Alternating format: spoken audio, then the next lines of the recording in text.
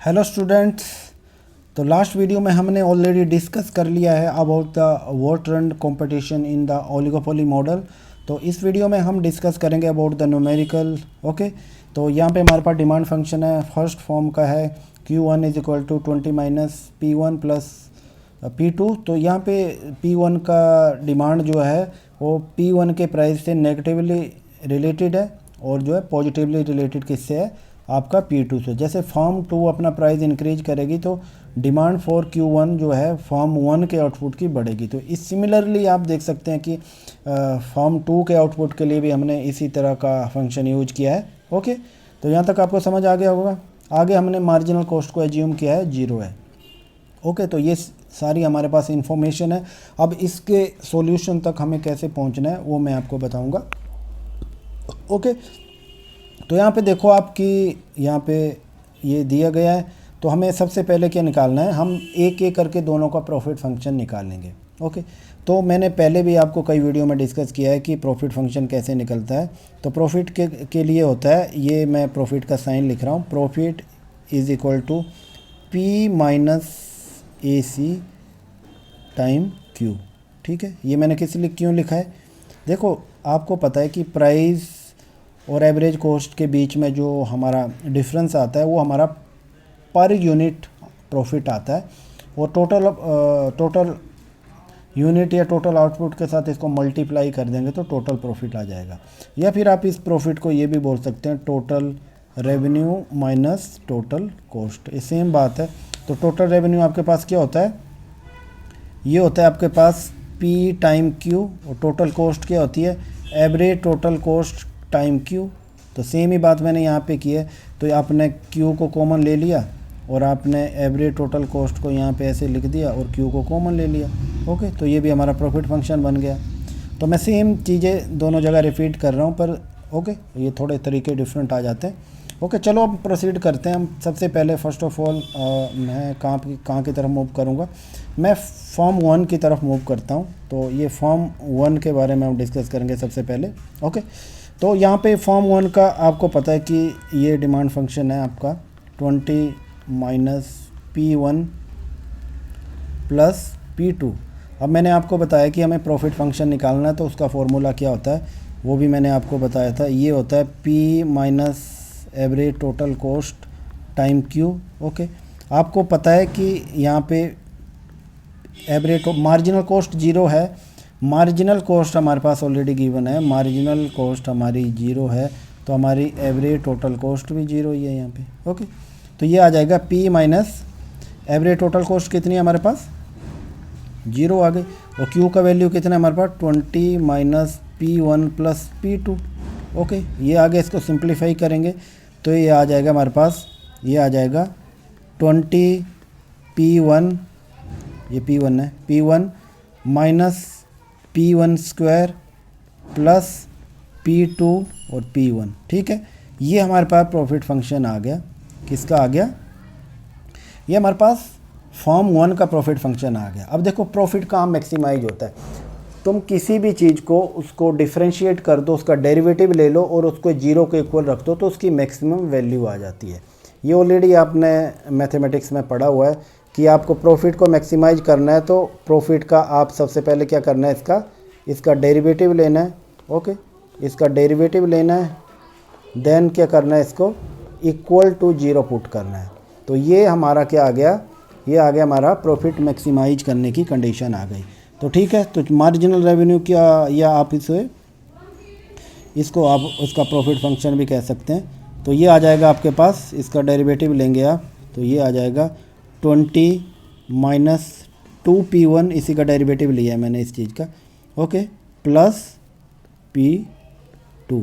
ठीक है, तो ये मैंने इसका डेरिवेटिव लिया, P1 को हम अलग कर देंगे तो ये आ जाएगा आपके पास, 0 के इक्वल करना है इसको हमें। अब इससे हमें 0 को इक्वल करना है, 20 minus 2P1 plus P2 equal to 0।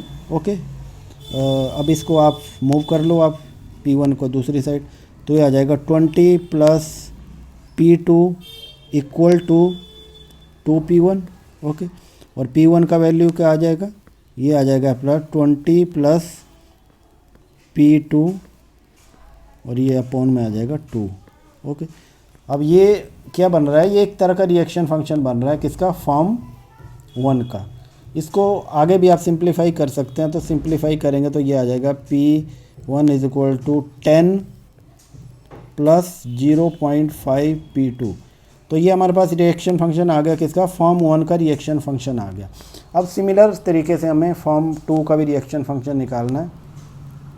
इसका भी रिएक्शन फंक्शन निकालेंगे तो सबसे पहले मैं यहाँ पे I will be writing a demand function of form 2। Okay, this is the demand function of form 2, 20 plus P1 minus P2, ये आ गया। ये demand function already given in our question. Okay, now let's calculate the profit function. Profit function is equal to P minus ATC time quantity.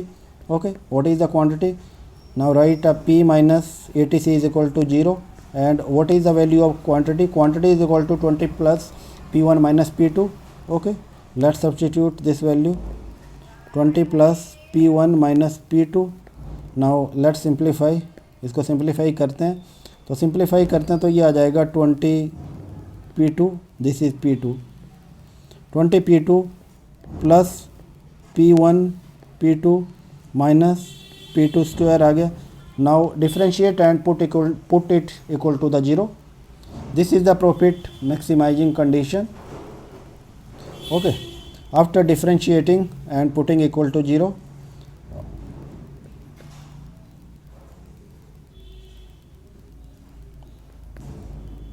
this is a 20 plus P1 minus 2 P2, this is the value. Okay, now put it equal to 0. Okay, अब आ जाएगा 20 plus P1 equal to 2 P2. Okay, P2 value is equal to 10 plus 0.5 P1. Okay, this is the reaction function of second form. Okay, अब हमारे पास दोनों reaction function हमने calculate कर लिया है। अब हमें क्या करना है, इनको एक दूसरे में सब्स्टिट्यूट करना है। तो P2 को हम P1 में सब्स्टिट्यूट करेंगे, या P1 को P2 में सब्स्टिट्यूट कर लो। Okay, P1 is equal to 10 plus 0.5 P2। Substitute the value of P2, इसकी वैल्यू सब्स्टिट्यूट करेंगे तो आ जाएगा 10 प्लस 0.5, और P2 का वैल्यू क्या है, ये आ जाएगा 10 plus 0.5 P1। Okay, let's simplify, this is 5 plus 0.25 P1। Okay, अब इसको आप लेफ्ट हैंड साइड ले जाओ, P की वैल्यू को सेपरेट कर दो आप, तो ये आ जाएगा 0.7 P1। P1 से आप 0.25 P1 आप इसको माइनस करोगे तो ये आ जाएगा। ओके, इक्वल टू ये आ जाएगा 15, और P1 का वैल्यू आपके पास आ जाएगा 15 अपॉन 0.75, तो इसको आगे करेंगे तो ये आ जाएगा 20। ठीक है, तो हमारे पास P1 या आपके पास P1 प्राइस कितना आ गया, 20 आ गया। आपको सिमिलर मैनर में आपको P2 भी निकालना है। ओके, तो what is the value of P2, what is the reaction function of P2? P2 is equal to 10 plus 0.5 P1। Substitute the value of P1, तो 10 प्लस 0.5 और ये 20 आ गया। ओके, तो 10 प्लस 50% ऑफ 20 इज़ 10, तो इसका वैल्यू भी हमारे पास 20 आ गया। ओके, तो हमने यहाँ पे देख लिया कि दोनों का जो प्राइस आ रहा है, P1 का प्राइस हमारे पास 20 है, एंड P2 का प्राइस भी 20 है। ओके, अब हमें क्वांटिटी कैलकुलेट करनी है। तो क्वांटिटी कैलकुलेट करने के लिए हमें डिमांड फंक्शन में इनकी वैल्यू को सब्स्टिट्यूट करना है। तो Q1 की क्वांटिटी आपको कैलकुलेट करनी है, तो इसका डिमांड फंक्शन लिखो 20 माइनस P1 प्लस P2। आप इन पे वैल्यू सब्स्टिट्यूट करो, आ जाएगा 20 माइनस 20 प्लस 20, तो ये 20 कट जाएगा, तो ये आ जाएगा 20। तो Q1 का आउटपुट कितना आ गया आपके पास, 20 आ गया। एंड आप सिमिलर प्रोसीजर फॉलो करेंगे किसके लिए, Q2 के लिए भी। तो ये आपके पास है 20 माइनस P2 प्लस P1, तो इन वैल्यू को सब्स्टिट्यूट करेंगे तो ये आ जाएगा 20 प्लस 20, तो ये कट जाएगा, तो इसके पास भी 20 आ जाएगा। ओके, अब यहाँ पे आप देखो कि यहाँ पे क्या चल रहा है। तो हमने कैलकुलेट किया P1 का वैल्यू हमारे पास 20 है और Q1 का वैल्यू भी 20 है। ओके, आपके पास P2 का वैल्यू 20 आया, देन Q2 का वैल्यू भी 20 आया। ओके, तो ये देखो हमने सारा ये सॉल्व कर लिया। ये बर्ट्रैंड मॉडल की हम बात कर रहे हैं। तो आप रिएक्शन फंक्शन बनाओगे तो इस तरह से बनेगा। आप रिएक्शन फंक्शन भी बना सकते हो। ओके, रिएक्शन फंक्शन के लिए हम दोनों एक्सिस में प्राइजेज लेंगे। तो यहाँ पे मैं P1 ले लेता हूँ और ये आपके पास P2 आ जाता है। तो देखो ये कहाँ से चलता है, आपको पता है कि ये 20 से 10 इनका इंटरसेप्ट बन रहा है। तो ये इस तरह से जा रहा है और ये भी इस तरह से जा रहा है। ये आ गया आपके पास P1 आ गया, ये P2 आ गया और इनका जो इक्विलिब्रियम बन रहा है, जो इंटरसेक्शन हो रहा है वो इस पॉइंट पे हो रहा है। ओके,